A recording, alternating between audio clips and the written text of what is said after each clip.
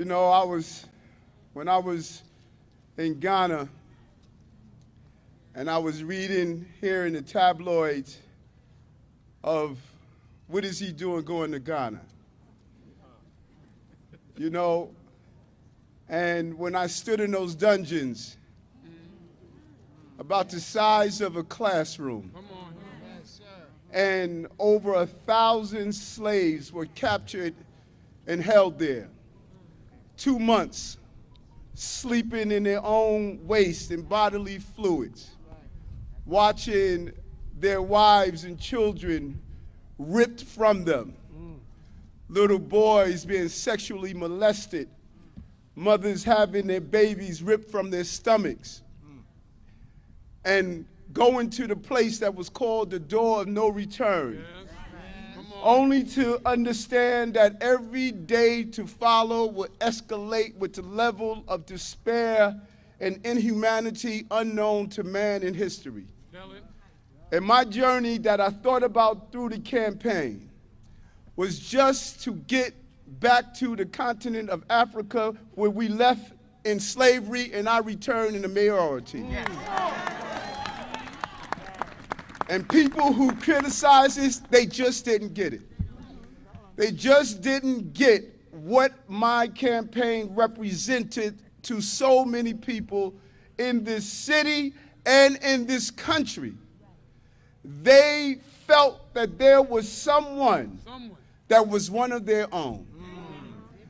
And you may look at the announcement today of just African Americans. No, it's not. Because Irish knew what it was like to come here to these shores and see signs that said no dogs, no Irish allowed. Italians knew what it was like coming here and demonized just because a small number of people participated in criminal behavior. We demonized the entire Italian community and called them all criminals. Muslims knew what it was like coming here wearing a hijab, and just because of their religion, they were treated unfairly and not allowed to participate in the American experience. Jews came here and their boats were fleeing Nazi Germany, and we wanted to turn them back into that despair. People who were Spanish speaking, people who came from all over the globe came to this country and said they wanted to participate in the American dream. This dream has been betrayed for so many people. And that betrayal lay in the heart of our educational institutional. We have denied people the right to be educated in this city. Tell it. And some people just don't get it. Come on. But I got it. I got it.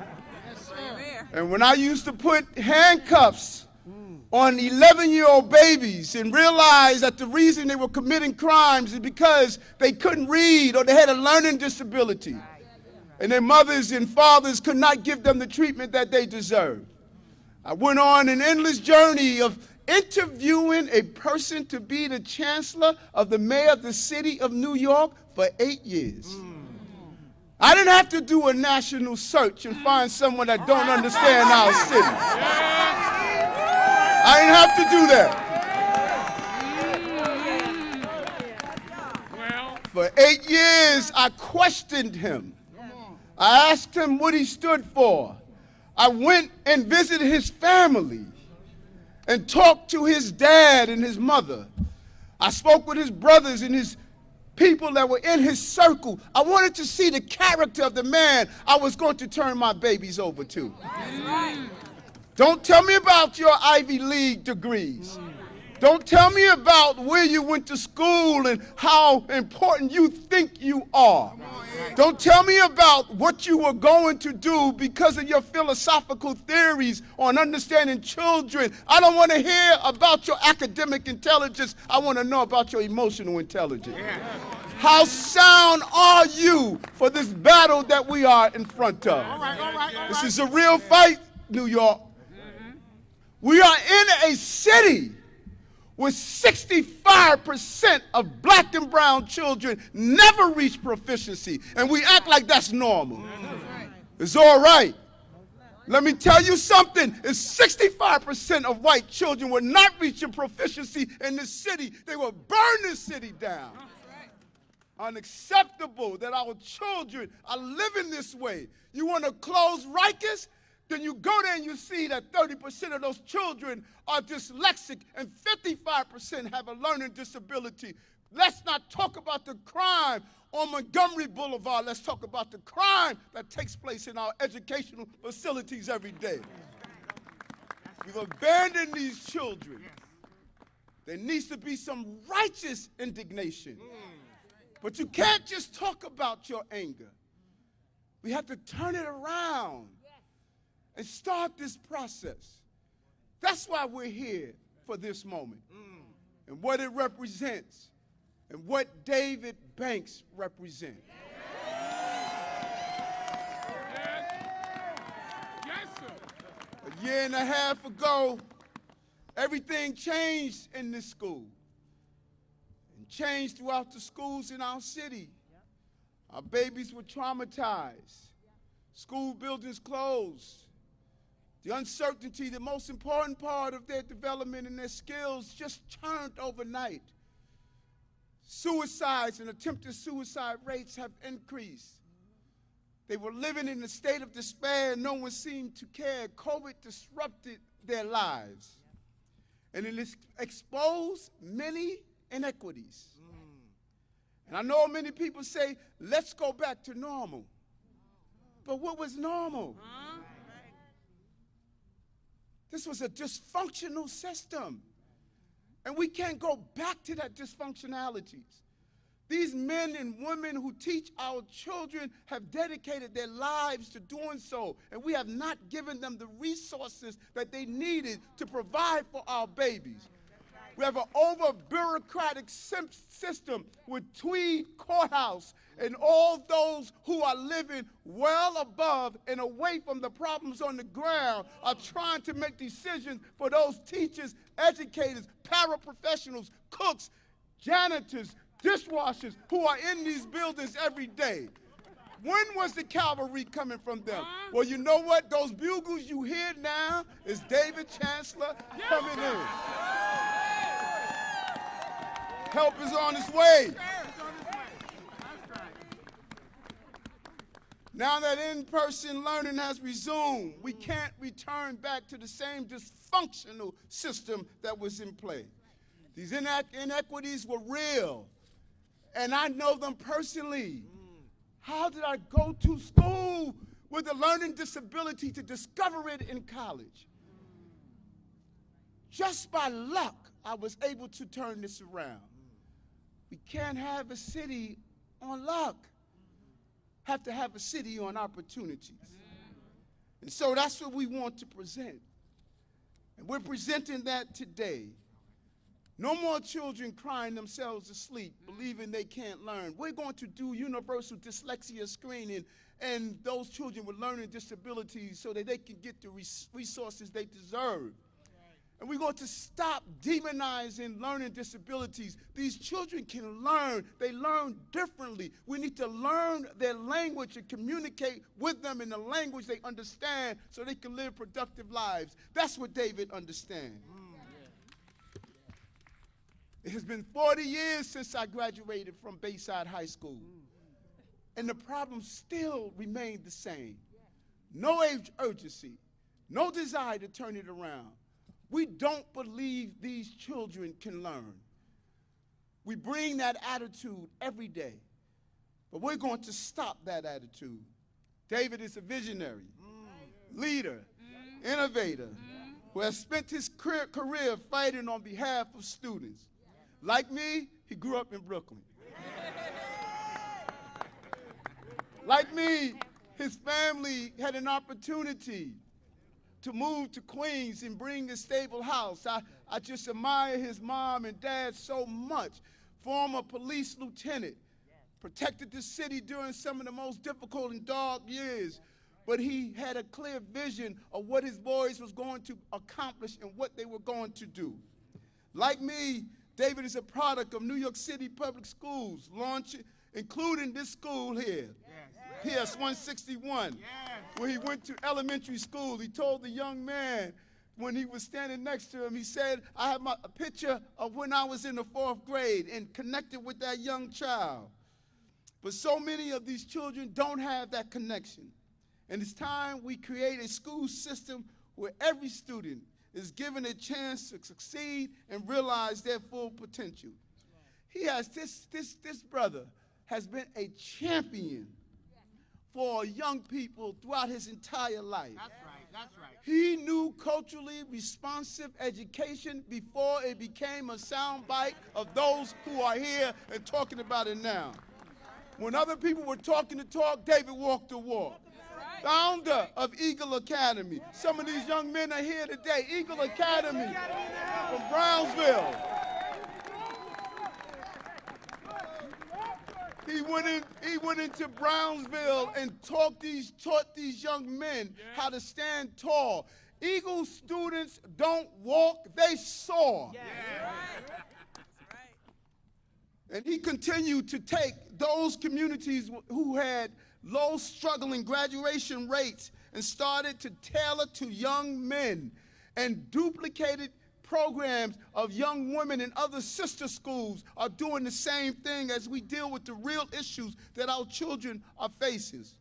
The numbers tell the story. More than 90% of students graduated from Eagle Academy and go on to a 4-year college. Tell me our children can learn. Come on.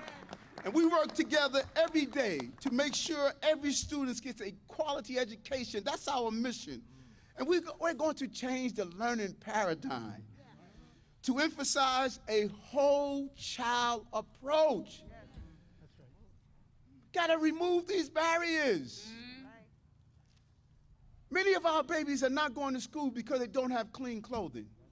So why can't we put washing machines in these schools? Many of our babies can't read because they don't have eyeglasses. Why can't we give free eyeglasses to our children? Many of these babies are dealing with housing issues.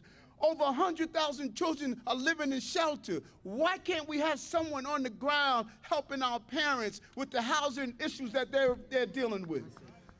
We have to develop the entire child, not just one child.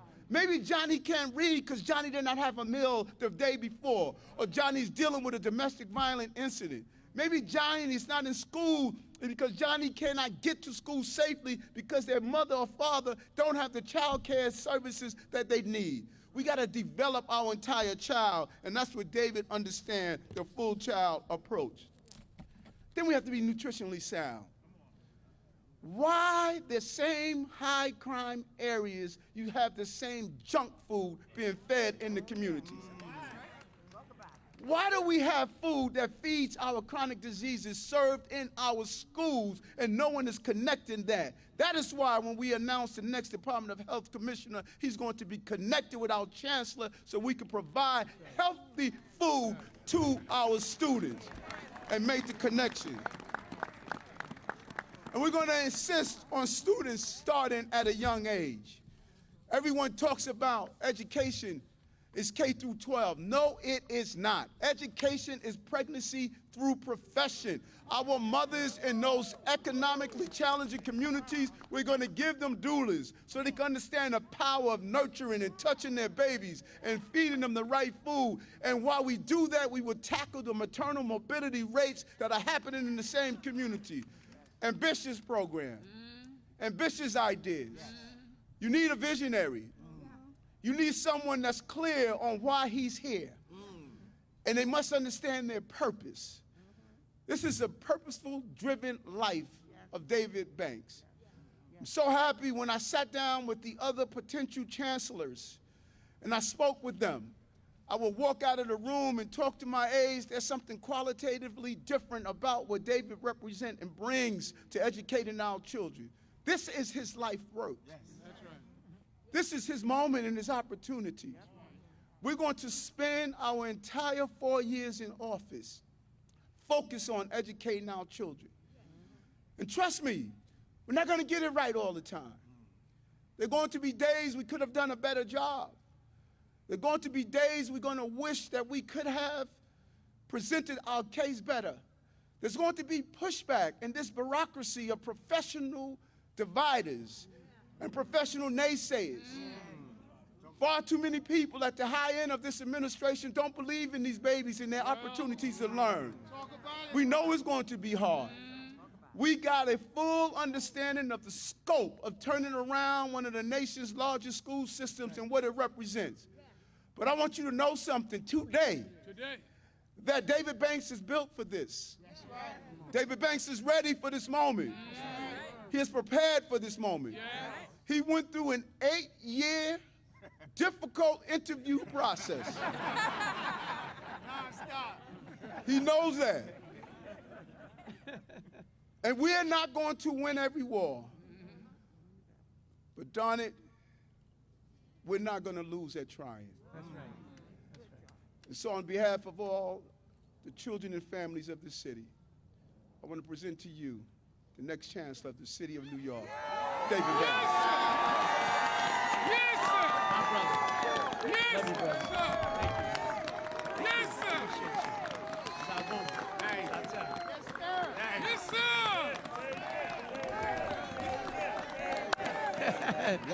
Love you too, T. Eagle. Thank you. Eagle. Thank you, thank you, thank you. Yes. I am deeply humbled, but I'm also ready. I'm humbled because this is a moment where God himself has put forth the word. That's right. Tell him. To say this is going to be a different day. Yes. I am a person of faith. That's right. That's right. You know, a lot of times in public schools, they like to say, don't say a word about God. You can't do that. Kairos moment. This is a Kairos moment. I'm a different kind of guy. That's right.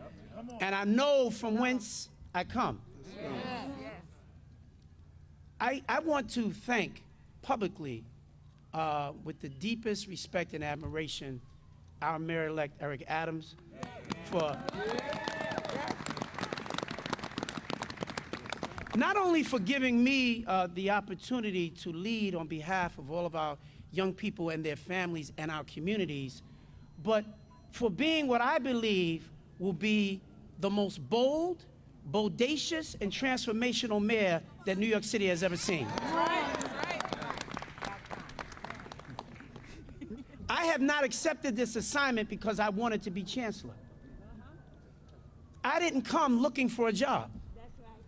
I came to do a job. That's right. Tell him. And Mayor-elect Adams has said to me, there's nothing more important. You cannot change New York City if you do not change the state of education in this city. That's right. And so that is where we begin. But let me tell you where I began. I am the firstborn child of Philip and Janice Banks.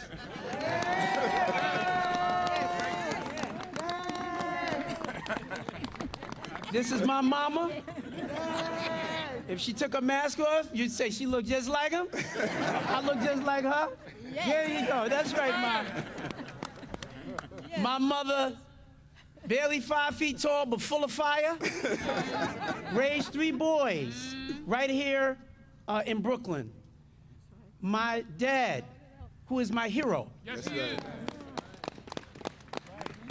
As the mayor-elect said, my father did 27 years in the New York City Police Department. He was a lieutenant when he retired. But more than that, he was the embodiment of what a black man is supposed to be for his family. That's right. We were one of the lucky ones, my brothers and I. My brothers Philip and Terry, my brother Terry, who's here, who I knew who's my youngest, he's the youngest of the 3, likes to think that he's the favorite child. Right. But we are a blessed family. I grew up right here in this neighborhood till I was about 12, 13 years old. Right, the back of this schoolyard is Montgomery Street. I lived 1 block over, 394 Montgomery Street. I intend to walk over there when I'm done here today. I haven't been there in years, just to stand out and just reflect on this great moment. The path that my mom and dad set my brothers on was a path of transformation, not only for our lives, but they planted in me and my brothers a seed to know who we are and to know that we have a responsibility not simply to our families, but to our community. We believe that deeply in who we really are. I loved going to PS 161. I went to this school from kindergarten through the 5th grade.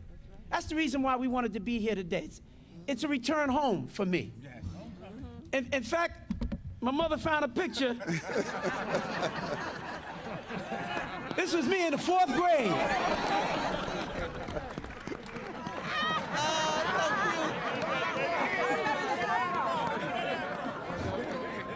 Lord, what I would give to still have a head full of hair like that.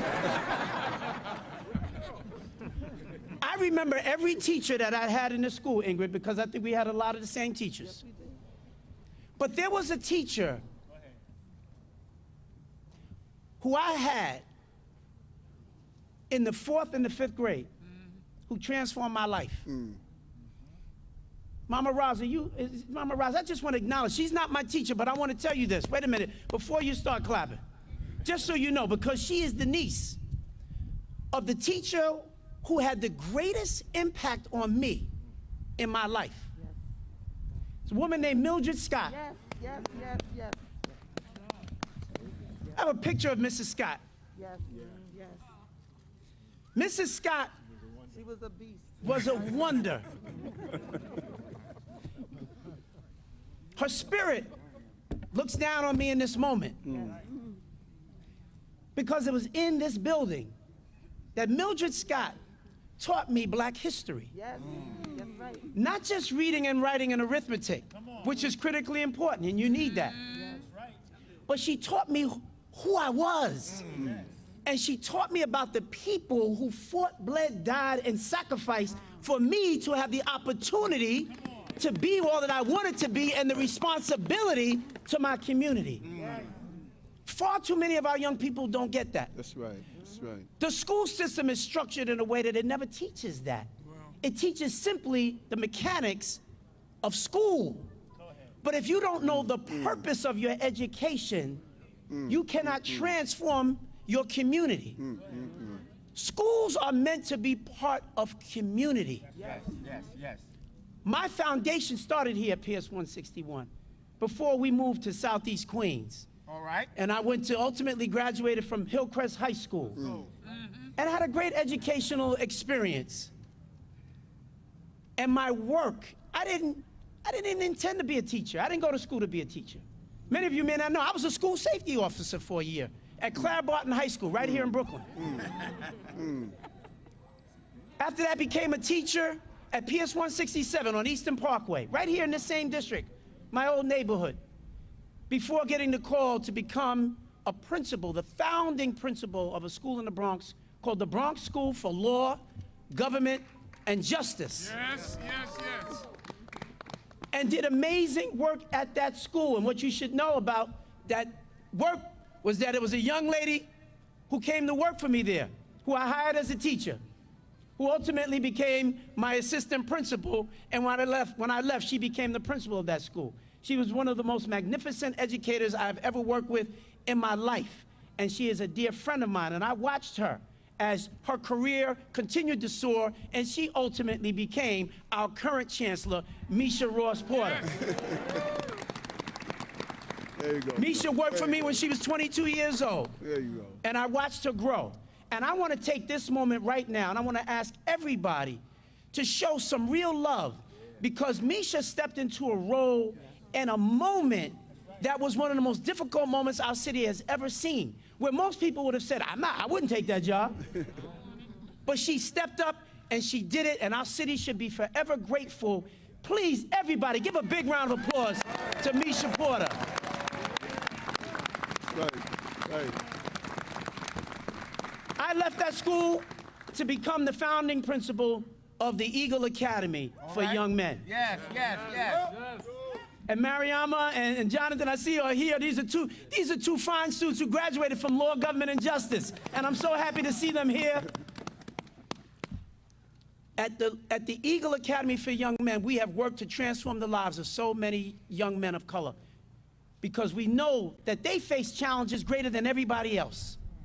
And that work has been happening all across this city And so all my folks who are from Eagle, Eagle stand up. Is Eagle in the building? Eagle up. Yes, sir. Yes, sir. Hey, Kim, I see you in the back. Elizabeth, Susan, our whole team is here. I just thank you all so much because I wouldn't be here were it not for the work that we did at the Eagle Academy. Now we're going to get ready to take this work all over this city. I have worked in this system for over 30 years. Let me tell you what I know. I know that every young person who attends our schools across this city is filled with brilliance, potential, promise, and gifts. And I also know something else, that they exist in a school system which is fundamentally flawed. That's right, brother. I'm not talking about the teachers. That's right. I'm not talking about the principals. I'm talking about the very architecture of the way that we do school in the first place. The way that we assess our students and their learning is fundamentally flawed. There's a reason why we have this same conversation every single year about what will it take to improve our school system. We've been doing this for decades. And all we do is fight to try to improve the reading and math scores by a few points and then take a bow for doing that. It is, our very approach is off. The way that our children experience school is completely off.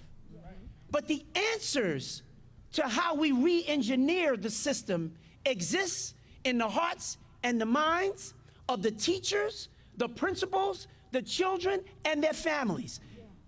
If we want to create an innovative school system, you cannot do that without engaging the community. That's right. That's right. What you see here today, all around you, all around me, all around the Maryland, this is community. That's right. This is no ordinary announcement. All right, all right. You will never see the mayor-elect, once he's the mayor, or myself as the chancellor, announce any major policy initiatives for our schools unless we are surrounded by parents and families who have co-signed what we are doing. That's right.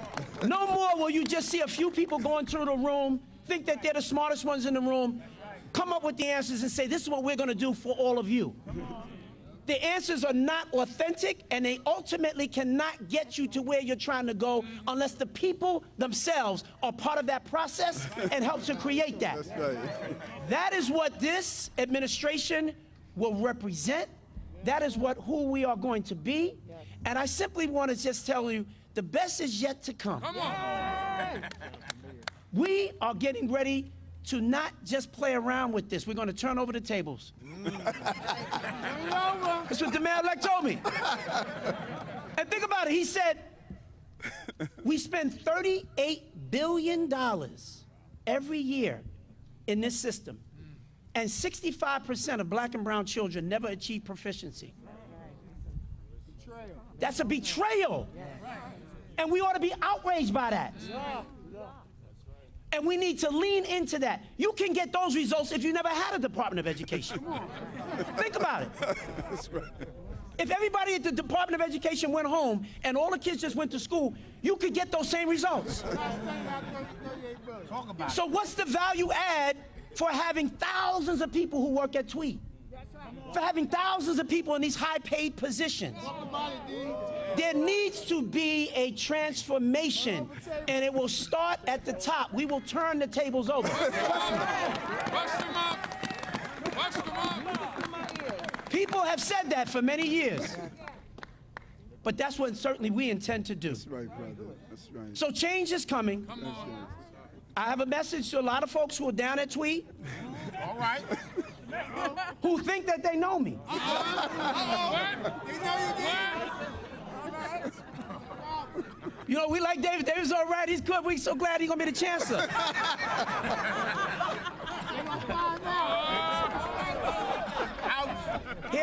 Here's the question that will be asked of everybody who works throughout this department. There you go. There you go. If you left and your job disappeared tomorrow, would that change anything that's going on in any of our schools? Question. Hey. Question. Fundamentally, The job that you have, if it disappeared tomorrow, does it change the life of any young person that goes here to PS 161? Because if it does not, why do we continue to support that? Change is coming. The system will be re-engineered from the bottom up. Because principals like Michael Johnson, who's the principal of this school, who's welcomed us here today, and the principals all over New York City, and I've spoken to thousands of them.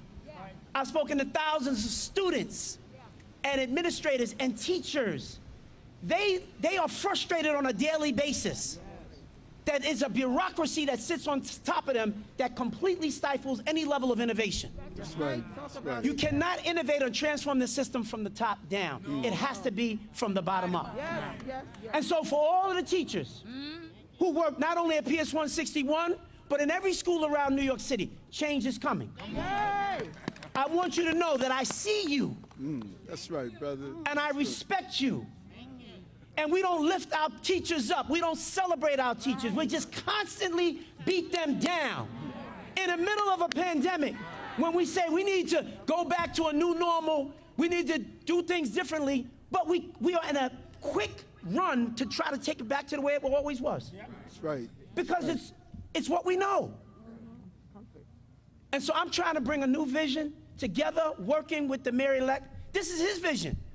He and I have been talking about this for years. That's right. And so we're going to do this, and we're going to transform this system. We're going to give it everything that we possibly can. I want to thank all my family who was here, my Aunt Barbara, my Uncle Rob, who came here all the way from Florida to be here. My Aunt Barbara, who was an educator in Brooklyn for her entire career. God bless you. You know how much I love you. All my cousins, Nadine, Demetrius, Sharon, everybody that's here. I got a big family, y'all, so I don't want to keep going. But I simply want to say, as a final word to all of you, don't ask me about gifted and talented today. That's not what today is about. Don't ask me about specialized high schools today. We're gonna have answers for all of that. Go, brother. But today is a day to celebrate what will be a rebirth of this department. And today is a day to recognize that it is the community that you see around you who will represent that rebirth. God bless you. Thank you, everybody. I'm ready to get to work. Hold on. There was a day when it really clicked on why I needed him, David Banks, to be the chancellor, and I want you to share this story. This is your moment, so you don't have to rush. You're the chancellor, brother.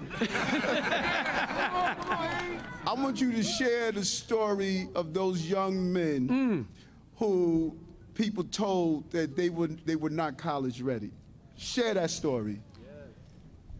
Come on. At the Bronx School for Law, Government, and Justice, when I left there and I went to the Eagle Academy in the Bronx, we sent several young men to Wheelock College in Boston. And at Wheelock College in Boston, I got a call one day after several years from the president of that college, Dr. Jackie Jenkins Scott. And she called me to say, David, I just want you to know, you sent us these 3 young men, and they didn't just show up on this campus. They were leaders on this campus. I don't know what you poured into those boys, but they brought their Bronx swag and their Eagle swag, and I mean, they just took their place on this campus. And so she asked me to come to Wheelock for their graduation. And she said, we want to present you with an honorary doctorate on that day. And so I set forth to go to Wheelock in Boston with my mom and my dad and my beloved Sheena Wright, who is the president of the United Way of New York City and the head of the transition committee.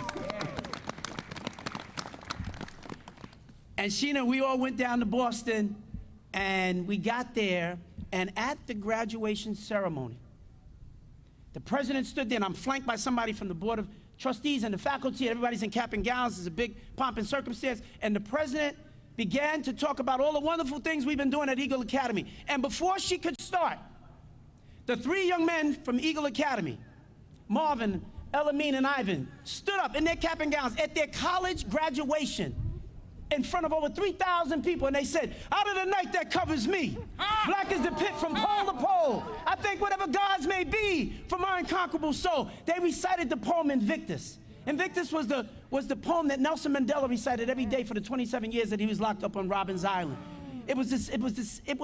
It's a poem that every young man who goes to Eagle Academy recites every day. It's the poem of resilience, that when you get knocked down, you know to get back up. And in the face of challenge, you continue to persevere. That is part of what we pour into our young men. Marvin stayed in Boston to work at a big communications firm. Elamine went to Africa to join the Peace Corps. And Ivan went to Purdue University in Indiana to pursue a dual master's and PhD program. By every account, you'd say a success, right? Yes. We came back to New York and we ran the numbers for each one of those 3 young men. Don't you know, each one of those 3 young men was deemed not college ready by the New York City Department of Education. That's what I'm talking about when I say fundamentally flawed. Because college readiness is measured purely by the score that you got on a math or ELA test. It doesn't measure grit, determination, all the things that you've had to overcome in your life to make it. If you don't make a certain score, we say you get the scarlet letter. Your school gets a scarlet letter. You're not a good school. The students are no good. And people begin to internalize that. The measure, the very fabric of how we're actually measuring our children and measuring progress for our schools is fundamentally flawed. Go ahead, tell it. It doesn't mean that test scores don't mean anything. They do. They just don't mean everything. And so we are going to be a champion for change. Yes. We're going to be a champion for talking about other ways to assess our children and our schools. Our children and our teachers are waiting for someone to unleash the power of passion and creativity in their very bones. They go to school and sit in rows for 45 minutes for a period every day, all day. I want young people to recognize, as Mayor-elect Adams has said, the great outdoors. There's so much learning that takes place outside the 4 walls of the building. Yes. New York City should be their classroom. Yes. The whole world should be their classroom. Yes. With the use of technology, we can bring the whole world right to their phone. They should be accessing information. They can have access to the best teachers around the world. It shouldn't be limited to just the teacher that's in their classroom. The power of possibility is so magnificent. We just have to embrace it. Yes. And that's what we intend to do. Well said. That's why I knew it's the right man. And those 3 young men personify what he has done with so many other young men. And that's the message we want to send to these young people, that don't blame yourselves. You are better than what people told you to do. Someone said in 1975 to an elder that went to see her son locked up in the 103rd precinct, they said he would never be anything. And that son turned out not only to be something, he turned out to be the mayor in charge of that police department. Don't give up, New York. Don't surrender. We are better than what they said we were, and we're going to move this city forward. So I thank you for this moment. I thank you, David, for taking on this role of being the Chancellor of the city of New York. Stephen, the ball is in your corner. We're going to take on-topic questions at this time only from members of the media. On topic at this time. Jillian, you first.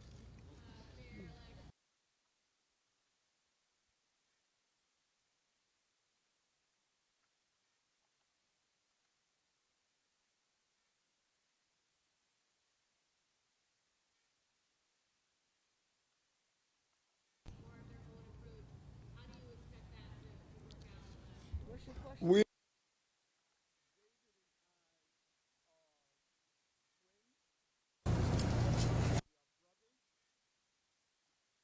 partners. I would not have chosen David if I did not have the overall confidence in his ability. We spent 8 years. People need to understand that. David was not interviewed in 3 months or 6 months.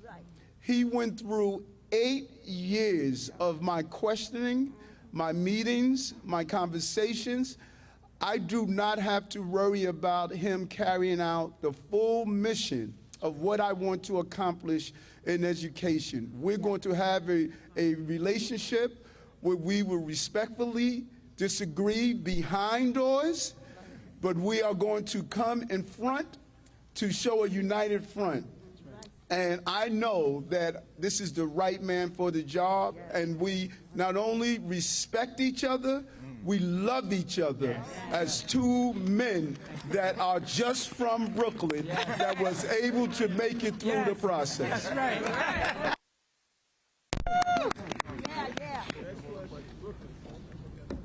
I concur.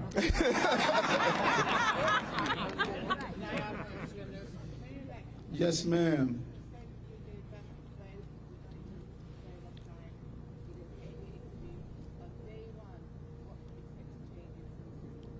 And that's a great question, because that's what we're going to see in the city.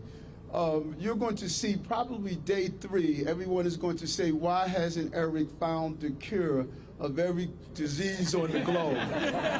You know, they're going to start hitting David with, well, you know, the test scores came out and your children are doing this and doing that. We know this. What you're going to see from me is a level of confidence and discipline. I am not on anyone's clock but my clock. I'm not going to tell people to tell me, why haven't you announced this? Why haven't you done that? You are going to see the completion of my 4 years, a different city in every aspect of it. And what I need from New Yorkers, trust me, I am you. And we're going to lay out all of our involvements. We're going to be transparent. We're going to allow you to see what happens in the educational facilities. We are going to invite you in. We're not going to be afraid of communicating with our media. We want you to hold us to task, but we're going to allow you to see this amazing journey that we're about to take children and families on. And the first thing you're going to see is a chancellor that is going to be very much engaged in the lives of teachers, children, and families. And you're going to see a different energy. You're going to see signs in schools where children are going to see the name of schools that they want to attend. You walk through the Eagle Academy and you see colleges there. They name classrooms after colleges. You're going to see a different phrase and terminologies. When you look inside this school, every morning, this principal, he has his children reciting positive affirmations of who they are and what they experience. When these babies get here, many of them are broken in so many different pieces. And we need to give that affirmation that you are fine, you are okay. That's why the poem takes place in Eagle Academy. It's more than just what's in those books, folks. You're going to see David start the process of transforming how these children think about themselves. That's what you would see day 1. And so our clock is our clock. You have 4 years to judge me. You know, 4 years. That's right. And at the end of the 4 years, if you can't look at yourself and say that our children are better than what they were, that our streets are safer than what they were, that we are in a better place than what we felt we were 4 years ago, then that is when I want to be judged. Let me finish this journey, and I'm going to show you we are going to get this right. There's one thing I know how to do. I know how to lead. Good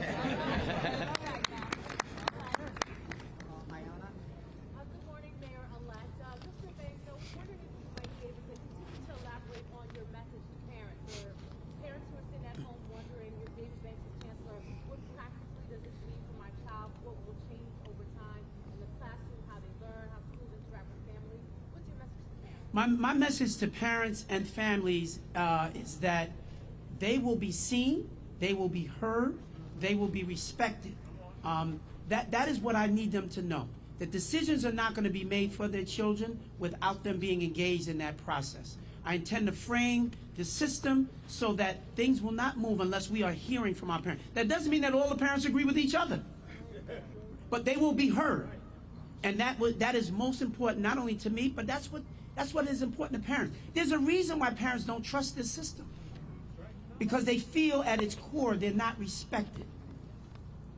See, if you really respect the parents, you seek out their opinion before you make a decision and then say, now I want to hear from you. They understand what that means. So, and I, as part of my DNA, I'm a person of the community.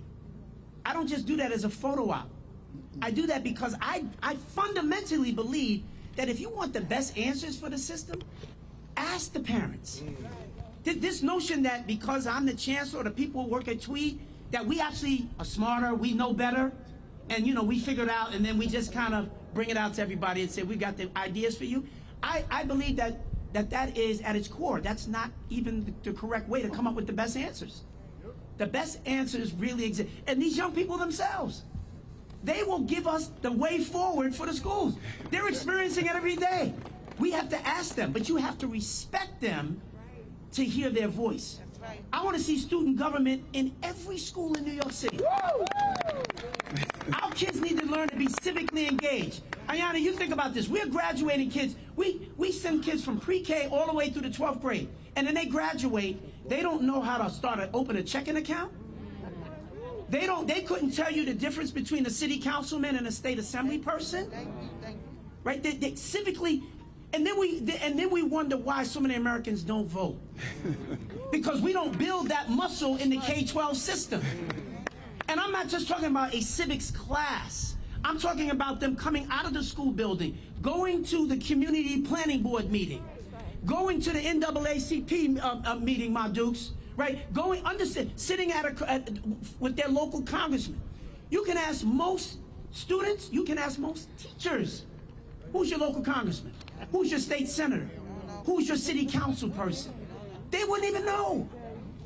And then so how do you expect for them to activate as engaged citizens? Every school in America says we're developing young people to be engaged citizens. No, they're not. Because those are just words. How are you actually putting that into practice? A North Star in this administration is going to be career pathways. That's right. Helping young people. Mayor-elect Adams has been saying this for years. If kids don't understand why they go to school, if we're not preparing them to take their place in the 21st century economy, what are we doing? They're graduating and they don't even have the skills to go into industry. Many of them don't have the skills to go to college. Some who go to college go for a year or two and come back home filled with debt. And so when we're not properly preparing our young people to take their place in the 21st century economy, there are great opportunities out here. This is not, these CTE pathways, this is not your grandfather's CTE. These are high-tech jobs that pay a lot of money. I want 12th graders to be able to graduate and get a job and come off their mommy and daddy's payroll. Those opportunities are sitting there. The corporate America is saying, we need you to produce young people that can take their place. We need them. That's right. We're not just saying it will be a good thing. We need it. We need them to be our workforce. Yes. And our schools are doing a good job of schooling, but not educating. There's a difference. Yes.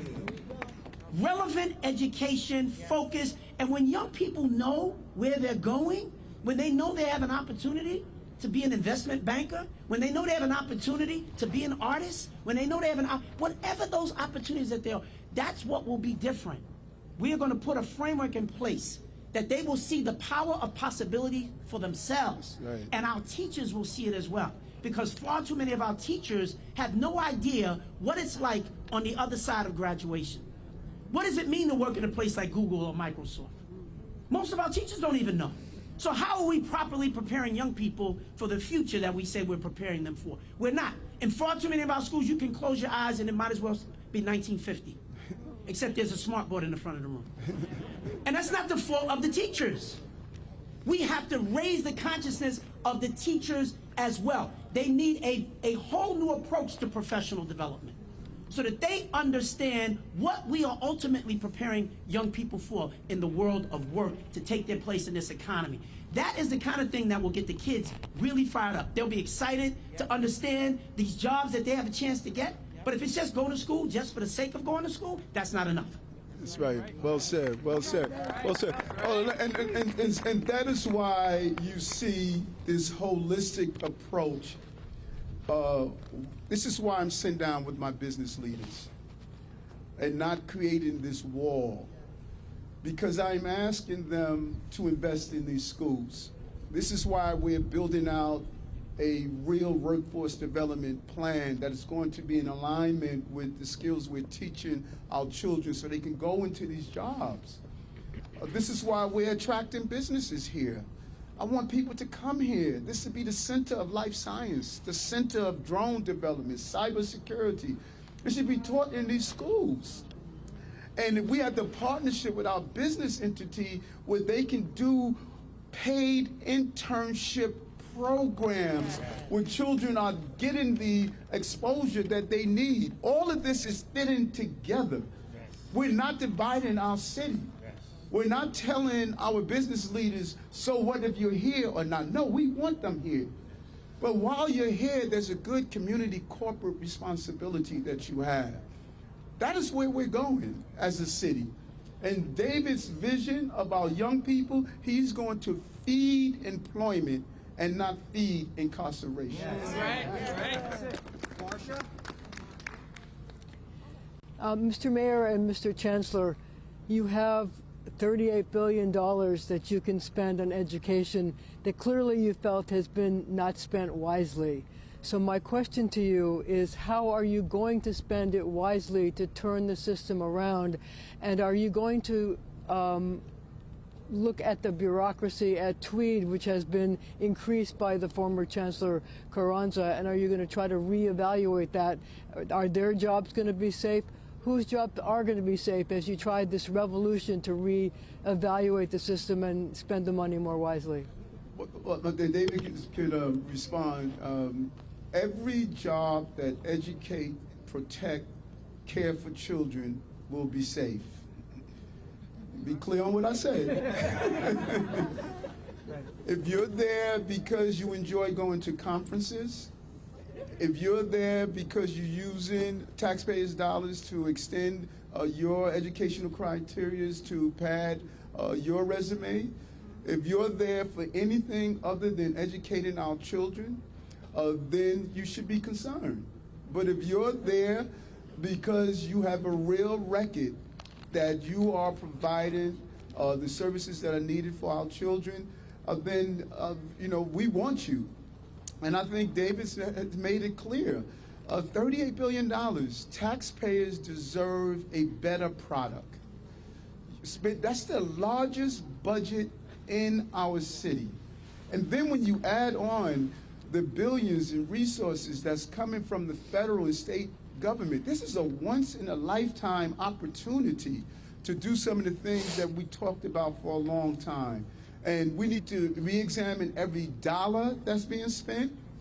We need to be more transparent on where those dollars are going, where they're coming from, and how we're getting them into the classrooms. David made it clear several times.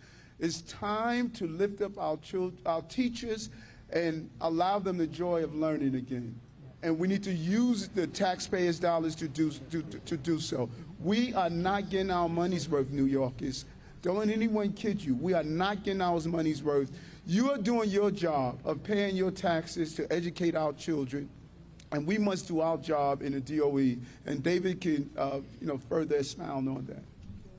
Well, just very quickly, I mean, we've got a lot of work to do and a lot of things to figure out. We're not going to talk about who's in or who's out, but Mayor-elect basically laid it out. But we are going to be committed to decentralizing a lot of the bureaucracy. And it doesn't necessarily mean people losing jobs. What it means is we're going to push people closer to where the action is. The action is in schools. We recently saw the current mayor sending people from Tweed to go to work in schools, and people were coming out of Tweed were like, my Lord, I've never worked around kids before. What am I supposed to do? We got to change that. Right. All right? So we're going to work on that, Marshall. That's crazy. and sugar, and so we're going to cut this off pretty quickly. And I just want to let folks know when we do cut off on topic, the mayor-elect and the incoming chancellor are going to be going to the front of the school. There is a young person who is going to be getting vaccinated. They're going to be visiting with the young person getting vaccinated, and we will have off-topic opportunities Where? for the mayor-elect in front of the school after that. Just want to make sure that you guys. Garrett? I just want to know what you think about charter schools. What is the number of charter schools? Listen, this is going to be a unique administration. That's right. That charter school, parochial schools, district schools, those Christian schools, those are adult conversation. We're going to have children conversation. We're going to scale up excellence. Wherever we find excellence, we're going to duplicate that. So when we look at Bedford Academies, their excellence and what they're doing, why is there only one Bedford Academy? We look at Eagle Academy. Why are there only 5 Eagle Academies? The school system has gotten in the way of scaling up excellence. So if there's a charter school that's producing a good product, we're going to model and duplicate and scale that up. All schools should be laboratories of excellence, and we need to duplicate those excellence. So you're not going to see this administration engage in a low-level conversations or the names of school. We're going to have a high-level conversation of scaling up excellence. Wherever we find it, we're going to duplicate and scale it up and continue to scale up and lift up excellence. That's right. Thank you. One last one, Dave. Hi, I'm Mr. Mayor, Mr. Banks.